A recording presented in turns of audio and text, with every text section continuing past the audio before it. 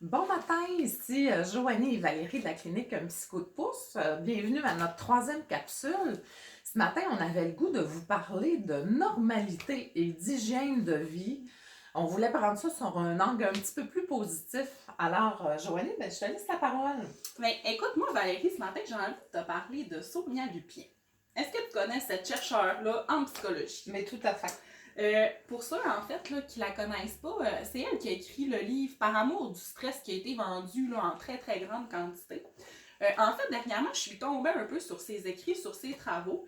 Puis il y a quelque chose qui m'a particulièrement parlé, c'est les 4 caractéristiques, en fait, qui induisent une réponse de stress dans notre organisme. En fait, ça m'a parlé parce que je trouvais qu'avec la situation actuelle, là, ça l'expliquait un peu pourquoi en ce moment on vit un stress. Donc, qui est tout à fait normal, comme Valérie le nommait tout à l'heure. Donc, en fait, pour vous donner un petit truc pour vous rappeler de ces 4 paramètres-là, Sonia utilise le terme ciné. Donc, ciné, c'est un peu l'acronyme avec les 4 caractéristiques. Le C, c'est le contrôle. Donc, pour qu'une situation soit stressante, en fait, il faut qu'on sente qu'on n'ait pas nécessairement le contrôle de la situation. Par la suite, il y a le I, qui est l'imprévisibilité. Ça, c'est quand, en fait, c'est une situation qui était totalement imprévue, qui survient dans notre vie. Ensuite, il y a le M, qui est la nouveauté, donc une situation nouvelle. Puis le E, qui est l'ego menacé. Donc, l'ego menacé, ça peut être autant notre intégrité physique que psychologique. Donc, je trouvais ça super intéressant parce que, en analysant un petit peu la situation actuelle, la pandémie, c'est sûr que je me disais, mon Dieu, on a à peu près ces 4 caractéristiques-là. Donc, je me disais, c'est normal qu'on soit un petit peu déstabilisé par la situation actuelle. En fait, c'est une réponse de stress qui est adaptée. Souvent, dans les dernières semaines, moi, je dis à mes clients, la peur, c'est une émotion saine, normale, qui a permis à l'humain de survivre jusqu'à maintenant. Alors, le ciné, là, c'est une réaction qui est tout à fait normale. Donc, de démêler qu'on est un petit peu déstabilisé, puis avoir un peu peur, ben c'est sain, ça protège le mammifère en nous. Mmh, vraiment, effectivement. Puis, je pense que l'une des meilleurs moyens que j'aimerais qu'on parle ce matin, Valérie, c'est de garder une bonne hygiène de vie. Parce que, en fait, c'est sur quoi on a le contrôle. Là, tantôt, je vous parlais qu'une situation est stressante quand on n'a pas le contrôle, quand c'est imprévu. Bien, le fait d'avoir une bonne hygiène de vie, d'avoir une routine, ça répond un peu à notre besoin de sécurité. T'sais, on a l'impression d'avoir plus le contrôle, de rendre notre quotidien plus prévisible.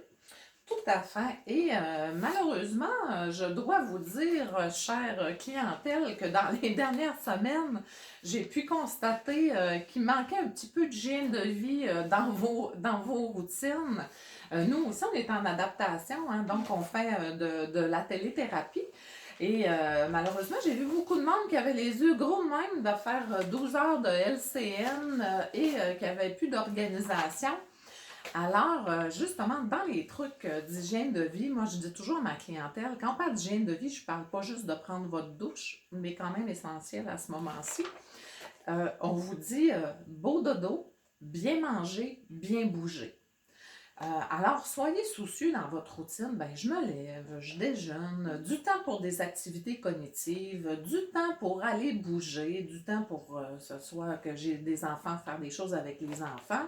Et du temps pour prendre de l'information, mais limité dans le temps. Je vous dirais, choisissez de l'information pertinente. Je pense qu'actuellement, à ce temps-ci, ça se passe pas mal à 1 heure. Qu'est-ce qu'on a besoin de savoir?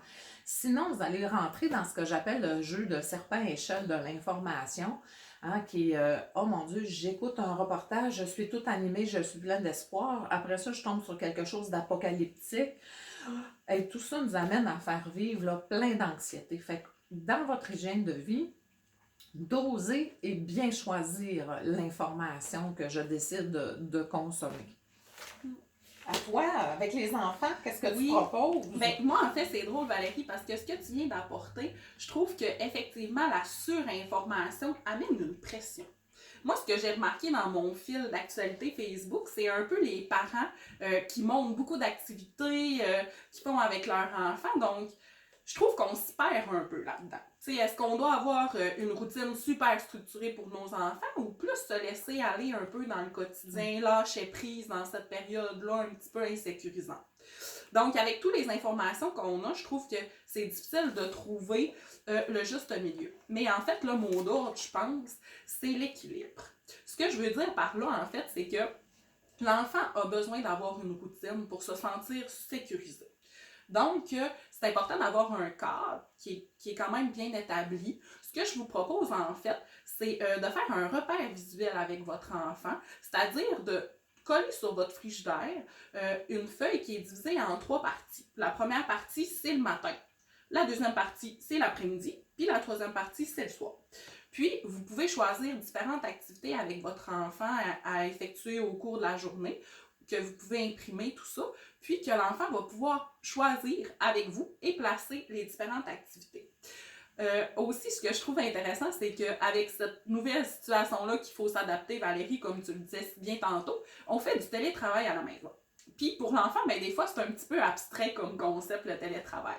Donc, ce que je vous propose, en fait, c'est de soit faire imprimer une photo de vous ou une photo d'une maman, d'un papa, puis de mettre les moments où vous êtes disponible à l'enfant et les moments où il doit s'occuper seul. Puis, tu sais, Valérie, des fois, on se sent un petit peu coupable parce qu'on n'est pas tout à fait disponible pour notre enfant, mais ce que j'aimerais vous dire, c'est que c'est bien que l'enfant s'ennuie. Parce que l'ennui amène l'enfant à être davantage créatif, à travailler sa créativité et son autonomie. Donc, je veux vous déculpabiliser à cet effet-là. Là. C'est super bénéfique, en fait, que l'enfant ait des moments où il doit s'occuper seul. Pour ce qui est des enfants d'âge plus scolaire, je pense que la pression est davantage là, parce qu'en tant que parent, on peut avoir la peur que l'enfant régresse un petit peu dans ses acquis scolaires. Donc, des fois, on se met la pression d'être un peu l'enseignant à la maison. Donc, je pense qu'à cet effet-là, c'est important que vous vous rappeliez que vous n'êtes pas des enseignants, puis que de trouver encore là un équilibre, un juste milieu. Comme Valérie le disait tout à l'heure, les activités cognitives, les activités d'apprentissage, je sais que maintenant, là, il y a des activités qui sont maintenant disponibles en ligne, donc de pouvoir stimuler un peu l'enfant au niveau des apprentissages à un certain moment de la journée, qui est limité aussi dans le temps, puis par la suite de faire des activités, que ça soit pour bouger, des activités plus artistiques aussi, pour susciter leur créativité, là, c'est des choses qui peuvent être appliquées au quotidien. Fait en résumé, en fait, ce qu'il faut retenir là-dedans, c'est que l'enfant a besoin d'avoir une routine pour se sentir en sécurité, davantage dans cette période d'adaptation-là, mais que c'est important qu'elle soit souple.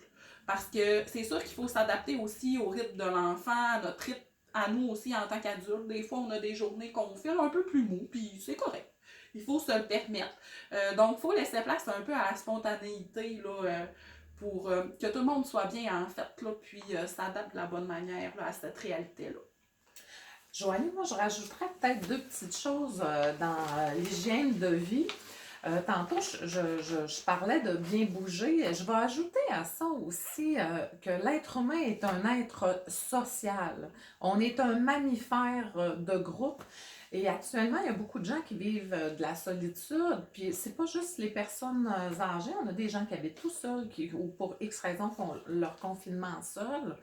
D'avoir des périodes où il y a de la socialisation, que ça soit justement actuellement là, toute la technologie nous le permet, de faire un 4 à 7 en amis, de faire un souper justement où on se retrouve sur FaceTime. Et ou encore simplement d'aller marcher, aller dehors, le printemps est arrivé, toujours en respectant les règles de distanciation sociale. Mais dans notre beau petit coin de pays, je vois les après-midi ensoleillés, on voit les gens qui marchent dans le quartier, qui prennent le temps de se parler à une certaine distance, mais qui sont contents de se voir. Ça fait du bien. Ça fait partie de l'équilibre, ça aussi. Alors, ne vous gênez pas. Puis j'ai le goût de terminer en faisant une petite blague, en complétant ce que tu dis, qu'est-ce que tu disais, Joanie. Moi, j'ai des adolescents, alors j'utilise le terme des enseignants compétences transversales. Chez nous, on travaille beaucoup la compétence transversale. Alors, comme nous, dans ma maison, on travaille, c'est les enfants qui vont s'occuper du grand ménage du printemps, de la peinture, du sablage et de ci. Alors, je les rends des futurs hommes compétents. Alors, merci. de votre attention puis de l'intérêt que vous portez à nos capsules.